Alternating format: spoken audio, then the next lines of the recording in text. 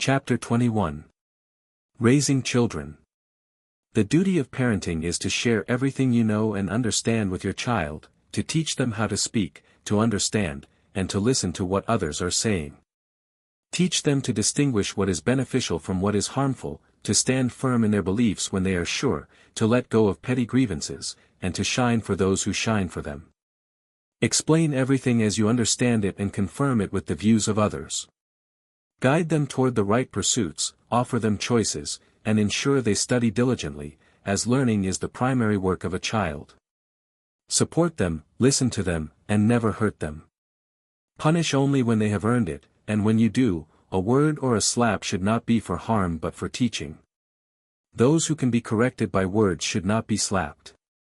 Those who do not listen to words may be guided with a slap, because the same is true in the animal world.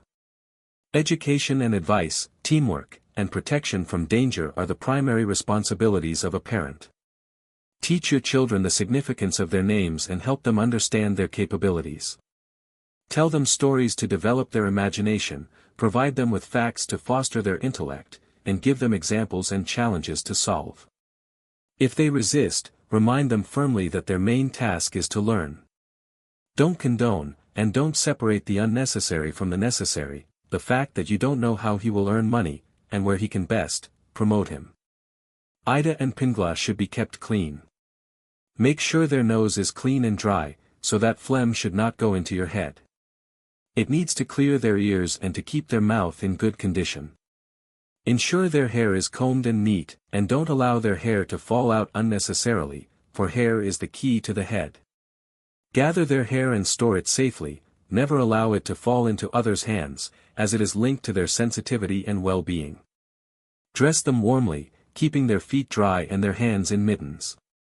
Protect them from cold and ensure their nose does not drip.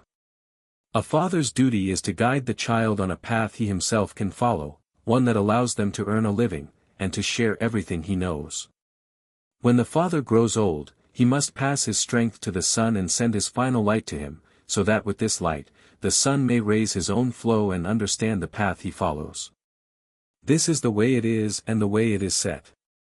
A child is drawn to their father by their interest in the path he has chosen and the example he sets through his own choices. If the father is passionate about something, the child will also be drawn to it, whether it is singing, chess, or another pursuit.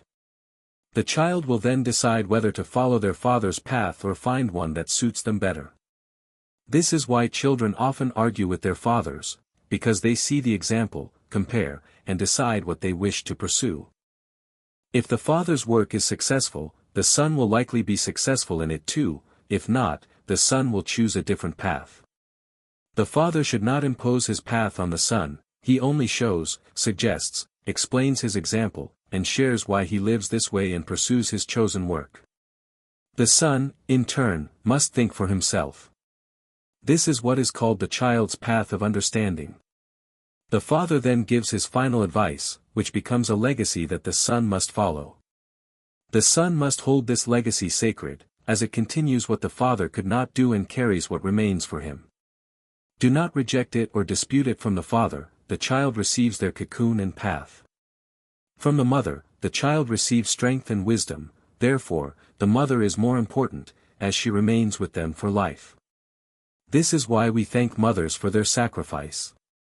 The mother's strength sustains the child's development. She continuously nurtures him, and his health depends on her. If the mother is nervous, the child will have to deal with those issues too. This is why I say, the mother must be calm and composed. Even breathing steadily will help establish this balance. The mother always thinks of her child and must take care of her own body, for her light shines on the child and her wisdom flows to him. A mother should not be foolish or idle. A mother who does not strive for anything will make her child indifferent. What the mother teaches is what the child will live by. The grandfather is responsible for the strength of the bones, and he is entrusted with passing on his skeletal legacy to his grandchildren. The grandfather and the grandson are connected by a line that strengthens the bones. The second grandfather also influences the bones, but his role is to provide reserves. A grandfather's bones must remain strong, and the strength of his body is important. Collect, grandfather, everything that is weak and discard it. Ensure your health so that your grandchildren will have strength. A grandfather should not be weak and frail, should not be whiny, and should not dare to complain. The grandmother establishes the order of the family lineage and bestows wisdom and eloquence upon the child. According to my plan, the grandmother, in collaboration with the mother, imparts intelligence to the child. For those who understand, it is simple. Every relative has a place in the child's life, and each must give their duty to the child. With which relative a child is on friendly terms, light is passed on to him, and he will repay him with light. This is why it matters, whom the child shows to, that one gains more. The child moves the family forward and toward salvation. It is unfortunate if there is no continuation of the lineage. In such cases, the lineage unravels and lies with me, waiting to be sent into other worlds, for it means that the lineage did not thrive in this place and will try in another. One cannot buy their way out of this. However, if a hero falls or if something else occurs that prevents the family from continuing, I do not end that lineage. I send the light of that lineage through other paths, tying it to a different thread, observing where it will thrive better, for there is always a place for heroes. I connect them to others, subject them to another tribe, and build my own chain to ensure that the lineage finds its strength elsewhere and progresses toward prosperity.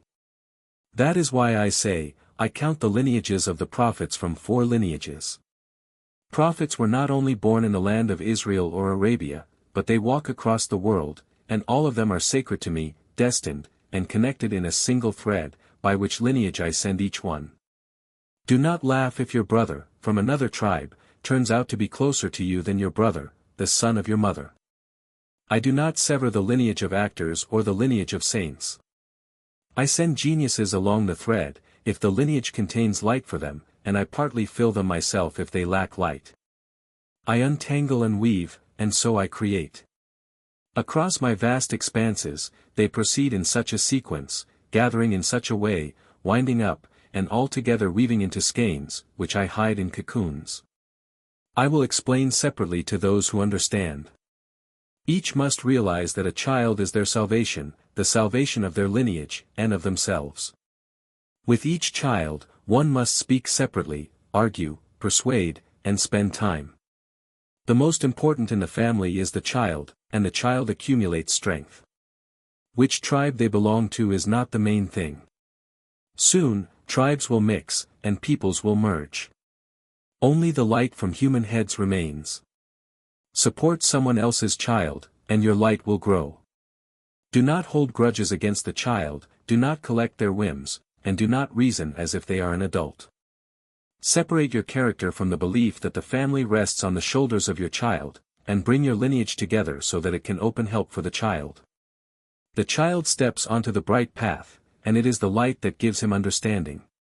Care for them and watch where their interest is directed so that they do not waste time on emptiness. Do not follow the rule of blaming them for what you do not receive. Your first duty and salvation lie in them, and the salvation of humanity is found in that one child. Those who have taken orphans into their home, I raise them in rank and place them with angelic or archangelic orders, for this act is the holiest of all. And this feat is equal to any feat on the battlefield. I measure nothing else for these people. But they only become a bright face for me, and they replenish the race of light-faced ones. I speak to them with my voice. The brightest ones are my main crew.